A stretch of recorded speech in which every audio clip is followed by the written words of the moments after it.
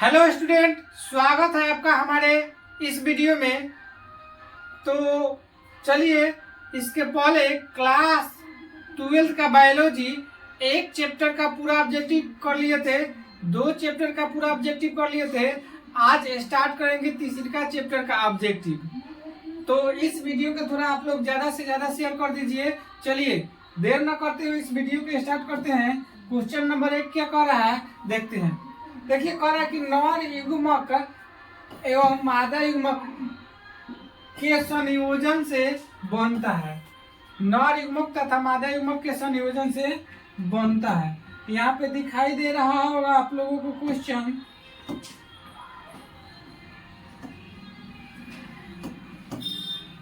दिखाई दे रहा होगा, जो कि देखिए यहाँ पे सबसे पहले थोड़ा सा हम इसके बारे में जानेंगे, तब आगे देखेंगे क्वेश्चन क्या कर रहे हैं। कह रहे हैं नर युग्मक और मादा युग्मक।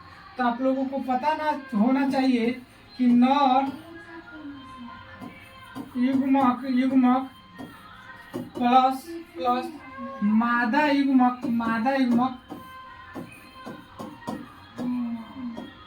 अर्थात कहने का मतलब अगर नर युग्मक और मादा युग्मक मिलता है, यहाँ कॉलम चेंज करते हैं। नर युग्मक और मादा युग्मक मिलता है तो इस क्रिया को हम लोग पढ़े हैं कि क्या कहते हैं, निषेचन कहते हैं। क्या कहते हैं? निषेचन कहते हैं। और निषेचन के फल स्वरूप युग्मनज का निर्माण होता है। किसका निर्माण होता है? युग्मनज का निर्माण होता है। यही युग्मनज विकसित होकर के किसका निर्माण करता है? भ्रूण का निर्माण करता है। भ्रूण का निर्माण करता है। तो ये यहाँ पे दिखाई दे रहा होगा, नर युग्मक और क्या हो गया, मादा युग्मक हो गया, और दोनों आपस में मिलता है तो इस क्रिया को निषेचन कहते हैं। और निषेचन के फलस्वरूप युग्मनज का निर्माण होता है। युग्मनज विकसित होता है, किसका निर्माण करता है? भ्रूण का निर्माण करता है।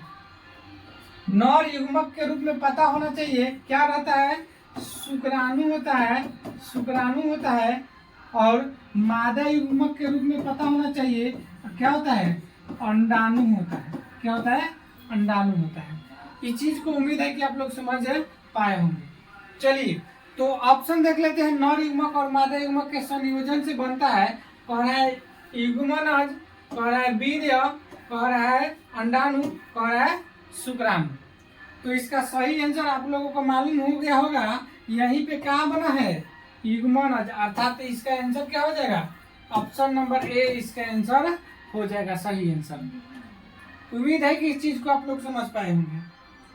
चलिए, अगला क्वेश्चन की तरफ चलते हैं। अगला क्वेश्चन क्या कह रहा है, यहाँ पे दिखाई दे रहा होगा, नर हार्मोन की उत्पत्ति कहाँ से होती है? नर हार्मोन की उत्पत्ति कहाँ से होती है मालूम होना चाहिए। ऑप्शन देखिए, पहले आमाशय कह रहा है, इसके बाद कह रहा है लीवर, वृषण, और क्या कह रहा है, अंडाशय। थोड़ा सा चित्र के माध्यम से हम लोग समझेंगे। यहाँ पे चित्र दिखाई दे रहा होगा आप लोगों को।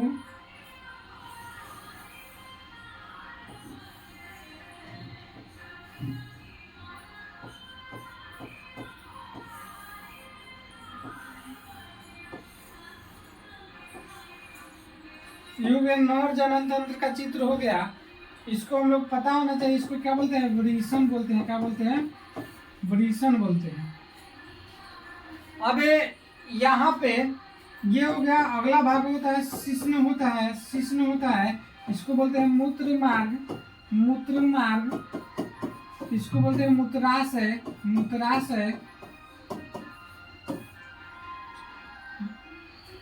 ये चीज आप लोग समझ पाए होंगे। तो देखिए, नर हार्मोन का जो होता है निर्माण कहाँ होता है, तो यहाँ पे देख रहे होंगे जो वृषण दिखाई दे रहा है, इसी में क्या होता है, नर हार्मोन का निर्माण होता है। क्या का निर्माण होता है? नर हार्मोन का निर्माण होता है। साथ ही साथ इसके वृषण से क्या बनता है, नर युग्मक के रूप में क्या बनता है, शुक्राणु का भी निर्माण होता है। किसका निर्माण होता है? एक मिनट, यहाँ पे देखिए कीड़ा बढ़ जा रहा है। क्या किसका निर्माण होता है? शुक्राणु का निर्माण होता है। अर्थात कहने का मतलब हुआ, वृषण का कार्य जो होता है शुक्राणु का निर्माण करना, इसके साथ साथ क्या होता है, नर हार्मोन का भी निर्माण करता है। तो इससे स्पष्ट हो गया होगा आपका, इसका आंसर क्या हो जाएगा, ऑप्शन नंबर सी हो जाएगा। क्या हो जाएगा, ऑप्शन नंबर सी हो जाएगा, अर्थात इसका सही आंसर क्या हो जाएगा, वृषण होगा। चलिए क्वेश्चन नंबर आज का 3 कह रहे हैं, क्या कह रहा है, वृषण कोश कहाँ है स्थित होती है। कह रहा है अंडाशयों में, वक्ष गुहा में, उदर गुहा के अंदर, और कह रहा है उदर गुहा के बाहर कह रहा है।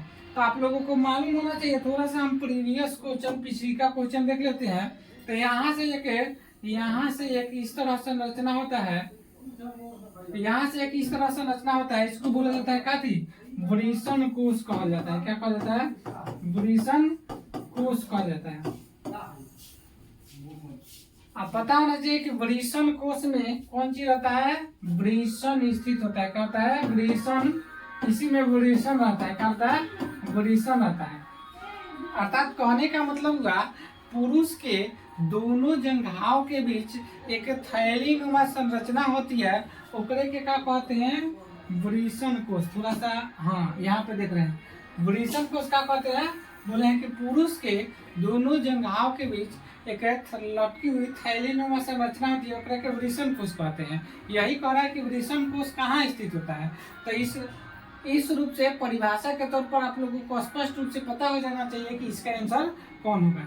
तो इसका सही आंसर कह रहा है कहाँ, यहाँ पे देख रहे हैं ऑप्शन नंबर डी के साथ इसका सही आंसर हो जाएगा, अर्थात इसका आंसर हो जाएगा उदर गुहा के बाहर।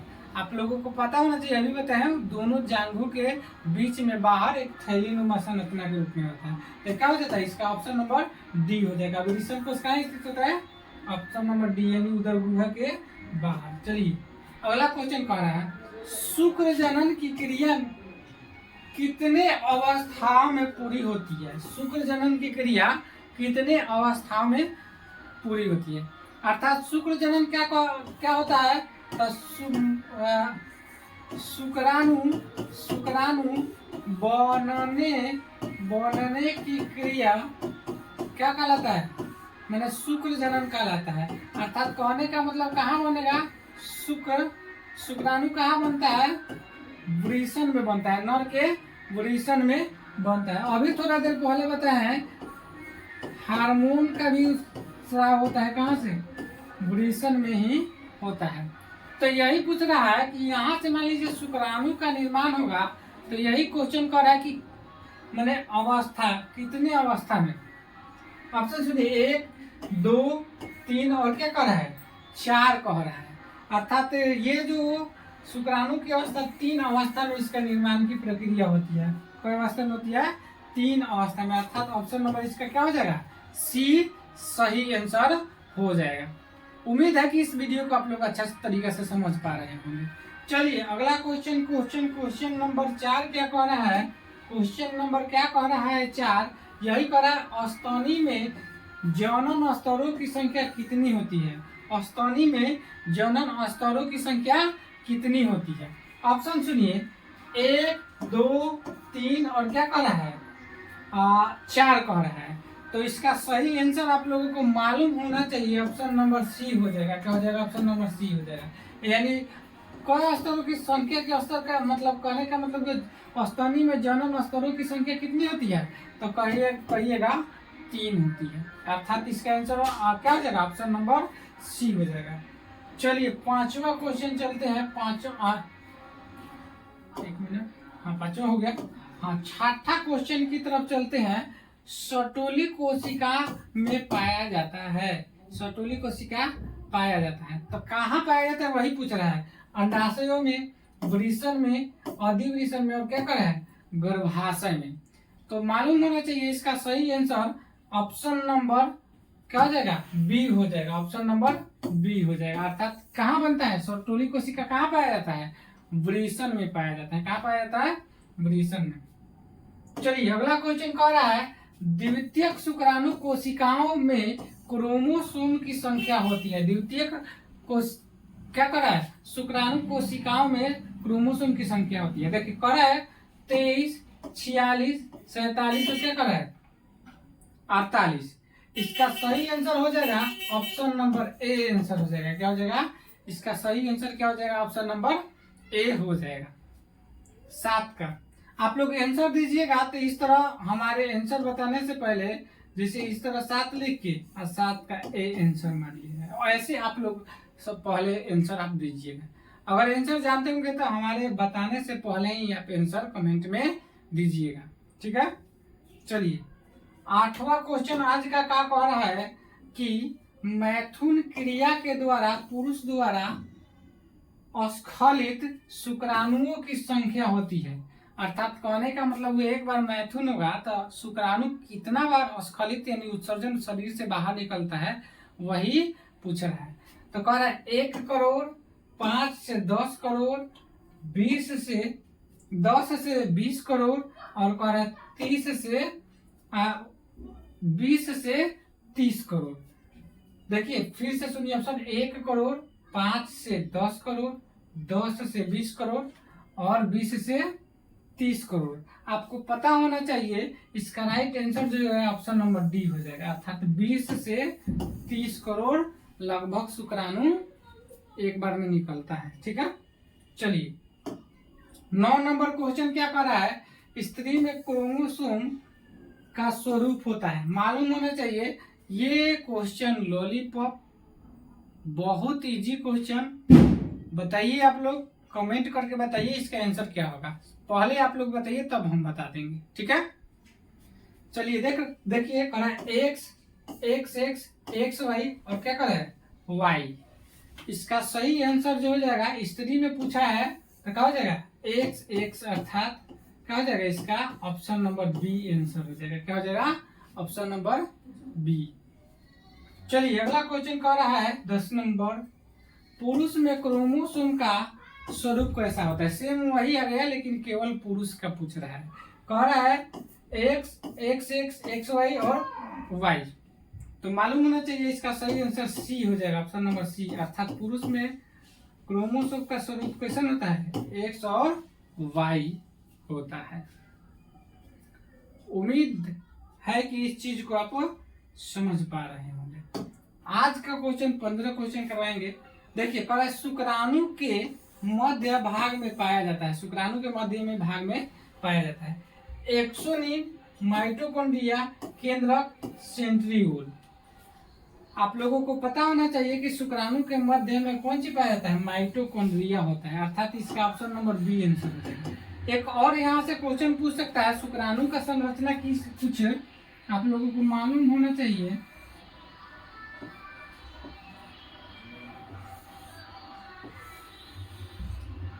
कुछ इस तरह संरचना होता है, ठीक है, शुक्राणु की संख्या। अब आप लोगों से एक और क्वेश्चन पूछ सकता है कि शुक्राणु का अग्र भाग, इसको बोलते हैं मध्य भाग, इसको बोलते हैं अग्र भाग, इसको बोलते हैं पूछ। क्या बोलते हैं अग्रभाग, मध्य भाग और पूछ। तो पता होना चाहिए शुक्राणु के जो मध्य भाग होता है यही पूछा है। तब माइटोकॉन्ड्रिया में अगर कह देगा कि शुक्राणु के अग्र भाग को क्या कहते हैं तो कहिएगा एक्रोसोम। क्या कहते हैं एक्रोसोम कहते हैं। शुक्राणु के अग्र भाग को क्या कहा जाता है एक्रोसोम कहा जाता है। उम्मीद है कि इस चीज को आप लोग समझ पाए होंगे। क्वेश्चन नंबर 12 की तरफ चलते हैं। शुक्राणुओं का निर्माण कहाँ होता है। अभी 1 नंबर क्वेश्चन आप लोग पढ़े होंगे तो पता होना चाहिए कि हम कहाँ बताए हैं शुक्राणुओं का निर्माण कहाँ होता है। तो कह रहे शुक्रवाहिनी में, वृषण में, अधिवृषण में, प्रोस्टेट ग्रंथि में। इसका आंसर हम पहले ही बता चुके हैं कि ऑप्शन नंबर बी हो जाएगा। शुक्राणु का निर्माण कहाँ होता है वृषण में होता है। चलिए क्वेश्चन नंबर 13, मानव में सगर्भता की अवधि होती है। मानव में सगर्भता की अवधि होती है। 13 नंबर क्वेश्चन करें 9 महीने, 12 महीने, 15 महीने, 18 महीने। आप लोगों को पता होना चाहिए कि 9 महीना इसका जो होता है, अर्थात ऑप्शन नंबर क्या हो जाएगा ए इसका सही आंसर हो जाएगा। 9 महीने सगर्भता की अवधि होती है, अर्थात गर्भ धारण की अवधि होती है। गर्भ अगर धारण हो जाती है तो गर्भवती महिला जो होता है बच्चा उसमें 9 महीना होता रहता है, उसके बाद उसका जन्म होता है। बुम्ब निम्न में से किसे कहा जाता है। बुम्ब निम्न से किसे कहा जाता है। कह रहा है भग, योनि, भग सिर्फ बच्चादानी। इसका सही आंसर जो हो जाएगा आप लोगों को मालूम होना चाहिए, बच्चादानी हो जाएगा, ऑप्शन नंबर डी हो जाएगा। यानी बूंद किसे कहा जाता है? बच्चादानी को ही कहा जाता है। इसको और नाम से जानते हैं गर्भाशय। गर्भाशय, गर्भाशय अर्थात इसी में क्या होता है? भ्रूण का विकास होता है। अर्थात कह सकते हैं तरह से शिशु का निर्माण कहाँ होता है? इसी में होता है, बच्चा दानी में ही होता है। चलिए अगला क्वेश्चन की तरफ चलते हैं। क्वेश्चन नंबर 15, स्त्रियों में अंडाणु बनना किस आयु में बंद हो जाता है? स्त्रियों में अंडाणु बनना अर्थात कहने का मतलब हुआ कि अंडाणु निर्माण की प्रक्रिया शुरू होती है, एक ऐसा उम्र आता है, मतलब 10 से 12 से 14 वर्ष लगभग में होता है। अब उस समय अंडाणु बनना शुरू हुआ, एक बाद के एक उम्र आता है कि अंडाणु बनना क्या हो जाता है? बंद भी हो जाता है। तो वही पूछ रहा हूँ, और 50 वर्ष, 40 वर्ष, 20 वर्ष और क्या करा है? 13 वर्ष। तो पता होना चाहिए इसका 50 वर्ष आंसर हो जाएगा, ऑप्शन नंबर ए इसका सही आंसर हो जाएगा। 50 वर्ष में स्त्रियों में अंडाणु बनना बंद हो जाता है। तो ये रहा आज के लिए 15 क्वेश्चन। उम्मीद है कि इस वीडियो को आप लोग समझ पाए होंगे, और समझ पाए होंगे तो इस वीडियो को ज़्यादा से ज़्यादा शेयर कीजिए। आज का 15 क्वेश्चन इसके बाद वाले वीडियो में, आगे वीडियो में पढ़ेंगे आगे का क्वेश्चन। मिलते हैं अगले वीडियो में, तब तक ले आज के लिए इतना ही। Bye bye, Tata.